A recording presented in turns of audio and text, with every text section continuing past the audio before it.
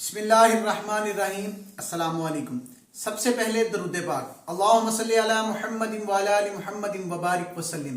ہماری جو آج کی ویڈیو ہے نا، اس کا نام ہے مکہ مکرمہ کی تاریخ، یا ایسے کہہ سکتے ہیں کہ مکہ مکرمہ آباد کس طرح ہوا۔ تو اگر آپ لوگ ہماری ویڈیوز کو روٹین کے ساتھ سننا چاہتے ہیں یا دیکھنا چاہتے ہیں نا، تو کوشش کر کے ہمارے یوٹیوب چینل کو سبسکرائب کر لیں، تاکہ آپ کو روٹین کے ساتھ اچھی اچھی ویڈیوز ملتی رہیں۔ حضرت ابراہیم علیہ السلام کے فرزند حضرت اسماعیل علیہ السلام سرزمین شام میں حضرت ہاجرہ کے شکم مبارک سے پیدا ہوئے۔ حضرت ابراہیم علیہ السلام کی بیوی حضرت سارہ کی کوئی اولاد نہ تھی، اس لیے انہیں رشک پیدا ہوا ہے، جسے حسد کہہ سکتے ہیں۔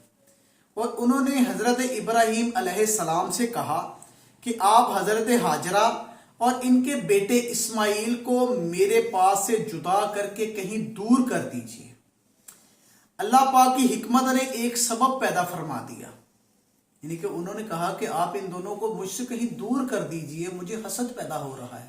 اور اللہ پاک نے ایک سبب پیدا فرما دیا، وہ سبب یہ تھا کہ آپ پر وحی نازل ہوئی کہ حضرت ہاجرہ اور حضرت اسماعیل کو اس سرزمین پر چھوڑ آئیں جہاں پر میدان خشک ہیں اور پہاڑ خشک ہیں اور اس کے سوا کچھ بھی نہیں ہے۔ چنانچہ حضرت ابراہیم علیہ السلام نے حضرت ہاجرہ اور حضرت اسماعیل کو ساتھ لے کر سفر فرمایا اور اس جگہ آئے جہاں کعبہ معظمہ ہے۔ چلتے چلتے اس جگہ آ گئے جہاں کعبہ معظمہ بعد میں ہوا یا اس وقت موجود ہے۔ یہاں اس وقت تک کوئی آبادی نہ تھی، نہ کوئی چشمہ تھا، نہ دور دور تک پانی تھا، نہ ہی کہیں آدمی کا نام و نشان تھا۔ ایک توشہ دان میں کچھ کھجوریں، یعنی کہ ٹوکری کہہ سکتے ہیں، ایک ٹوکری میں کچھ کھجوریں اور ایک مشک میں پانی۔ مشک پرانی ہوتی تھی، زنبیل کی طرح، تھیلے کی طرح، اس میں پانی۔ حضرت ابراہیم علیہ السلام وہاں رکھ کر روانہ ہو گئے۔ حضرت ہاجرہ نے فریاد کی، اے اللہ کے نبی، یعنی کہ اپنے خاوند کو، اپنے میاں کو پکارا کیا؟ اے اللہ کے نبی، اس سنسان بیابان میں جہاں نہ کوئی غم خوار ہے، نہ کوئی جاننے والا ہے، نہ کوئی آدم کی شکل ہے، نہ کوئی بندہ موجود ہے، آپ ہمیں بے یار و مددگار چھوڑ کر کہاں جا رہے ہیں؟ تو کئی بار حضرت ہاجرہ نے آپ کو پکارا تو آپ نے جواب نہ دیا۔ آخر میں جب حضرت ہاجرہ نے سوال کیا، آپ اتنا فرما دیجئے کہ آپ ہمیں اپنی مرضی سے یہاں پر چھوڑ کر جا رہے ہیں یا اللہ پاک کا کوئی حکم آیا ہے؟ تو آپ نے فرمایا کہ اے ہاجرہ، میں نے جو کچھ بھی کیا، میں نے اپنی مرضی سے نہیں کیا، میں نے یہ سب کام اللہ پاک کے حکم سے کیا ہے۔ یہ سن کر حضرت ہاجرہ نے کہا، اب آپ جائیے، مجھے یقین کامل ہے اور پورا اطمینان ہے کہ اللہ کریم مجھ کو اور میرے بچے کو ضائع نہیں فرمائے گا۔ کتنا پکا یقین تھا کہ اللہ کے نبی ایک سنسان جگہ پر چھوڑ کر جا رہے ہیں، مگر ان کو کتنا اللہ پاک پر یقین تھا کہ اللہ پاک مجھے اور میرے بیٹے کو ضائع نہیں فرمائے گا۔ اس کے بعد حضرت ابراہیم علیہ السلام نے ایک لمبی دعا مانگی اور وہاں سے ملک شام چلے گئے۔ حضرت ہاجرہ کے پاس جو چند کھجوریں اور پانی تھا نا، وہ چند دن کے پاس ختم ہو گیا۔ تو حضرت ہاجرہ پر بھوک اور پیاس کا غلبہ ہوا، تو ان کے سینے کا دودھ خشک ہو گیا، اور بچہ جو تھا نا، یعنی کہ حضرت اسماعیل علیہ السلام، بھوک پیاس سے تڑپنے لگے۔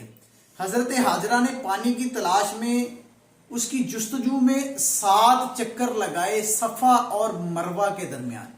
یہ دونوں پہاڑیوں کے نام ہیں، مگر پانی کا کوئی سراغ دور دور تک نہیں ملا، یہاں تک کہ حضرت اسماعیل علیہ السلام پیاس کی شدت سے ایڑیاں رگڑنے لگ گئے۔ حضرت جبرائیل علیہ السلام سے یہ دیکھا نہ گیا، تو آپ نے حضرت اسماعیل علیہ السلام کی ایڑیوں کے پاس زمین پر اپنا پیر مارا تو ایک پانی کا چشمہ جاری ہو گیا۔ اس پانی میں دودھ کی خاصیت بھی تھی۔ یہ پانی جو تھا نا، دودھ اور پانی یعنی کہ غذا کا کام بھی مکمل کرتا تھا۔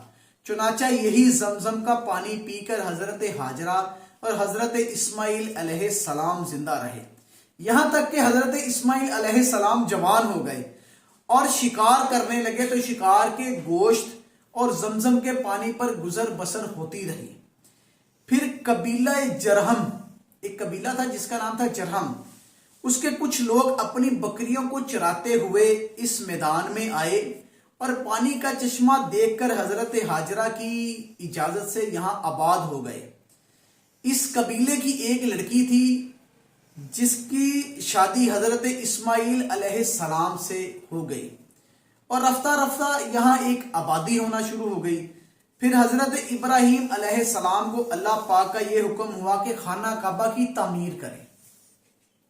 آپ کو یہ حکم ہوا کہ میرے گھر کی یعنی خانہ کعبہ کی تعمیر کریں۔ چنانچہ آپ نے حضرت اسماعیل علیہ السلام کی مدد سے خانہ کعبہ کی تعمیر فرمائی۔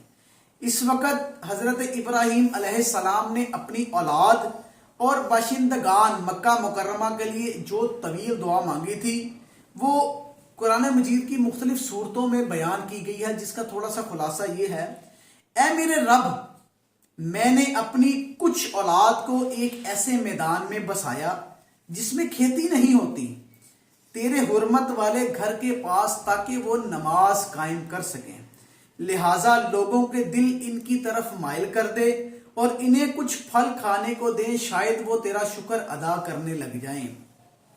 یہ مکہ مکرمہ کی ابتدائی تاریخ ہے جو قرآن پاک سے ثابت ہوتی ہے۔ اس دعا میں حضرت ابراہیم علیہ السلام نے اللہ پاک سے دو چیزیں طلب کی، ایک تو یہ کہ کچھ لوگوں کے دل اولاد ابراہیم کی طرف مائل ہوں اور دوسرے ان لوگوں کو روزی پھلوں کی صورت میں ملے۔ اللہ پاک کی قدرت ہے کہ آپ کی دعائیں مقبول ہوئیں، چنانچہ اس طرح لوگوں کے دل اہل مکہ کی طرف مائل ہوئے اور آج کروڑ ہا کروڑ انسان مکہ مکرمہ کی زیارت کے لیے تڑپ رہے ہیں، یعنی کہ مجھ سمیت کروڑ ہا انسان مکہ مکرمہ کی زیارت کے لیے تڑپ رہے ہیں۔ ان کے دل میں تڑپ ہے، رات کو چین کی نیند نہیں آتی، دن کو سکون کا ایک پل بھی نصیب نہیں ہوتا کہ کس وقت مکہ مکرمہ کی زیارت کے لیے جائیں اور جا کر وہاں صفا اور مروہ کے 7 چکر لگائیں۔ اللہ پاک ہمیں صفا مروہ کے 7 چکر نصیب فرمائے۔ اور ہر دور میں طرح طرح کی تکلیفیں اٹھا کر مسلمان خشکی اور سمندر کے اور ہوائی راستوں سے مکہ مکرمہ جاتے ہیں اور قیامت تک انشاءاللہ تعالی جاتے رہیں گے۔